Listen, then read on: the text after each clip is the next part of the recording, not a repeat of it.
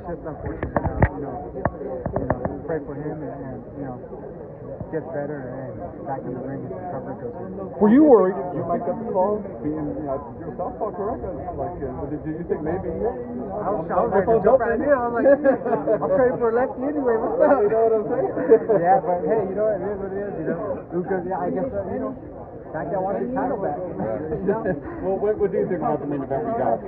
I think it's going to be a great fight. Like I said before, I'm interested to see how Ugas makes his adjustments to left-handed within 10 days. So, he was preparing for Maidana and a right-handed fighter. So, he's been in camp training, sparring, and everything. So, it's going to be interesting. When the Spence fight was pulled, did you feel like you were still going to be fighting, or were you preparing not to fight him? I didn't know what was going to go on. I mean, I was going to still train because, having a great team, they'll throw me on something right away because I'm ready. But, it was just like, man, what's going on? Shoot, hopefully it still goes down. And sure enough, right away you find out they brought Ugas outside. You know what this reminded me? You remember you were supposed to fight Chino?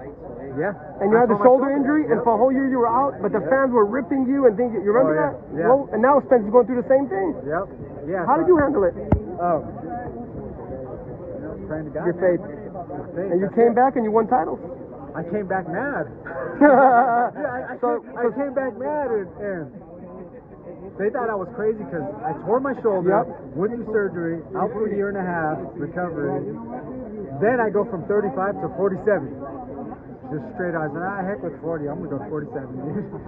And that wasn't because I couldn't make weight or anything. Everybody at 35 was going to 40, and coming up from featherweight all the way up to 35, it was tough to get fights with Marquez, Morales, all these guys, Pacquiao. So I go, you know what? If I jump to 147, they're going to be at 140. They're going to meet me there. I'll just start digging my heels in here. Last question, guys. I'll get the fight. So what's your message to Earl if he's watching this?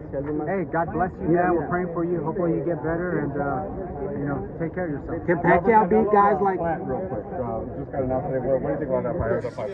I think it's going to be a great fight. Canelo's strong, man. He's blasting dudes out.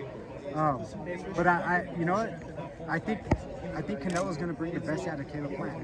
He can box, and the one thing is he's always in shape. Even throughout this whole pandemic, my home here in Las Vegas, he was training there, using it because all the gyms were closed. And man, I think he's going to do great.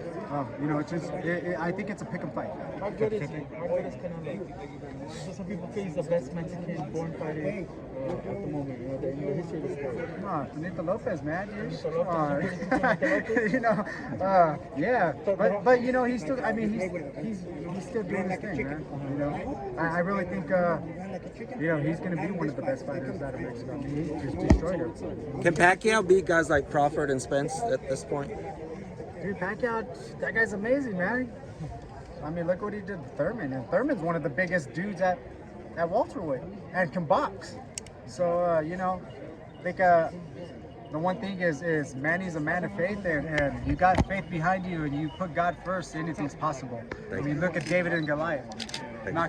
Took him out with some pebbles. One pebble to the forehead. Yeah.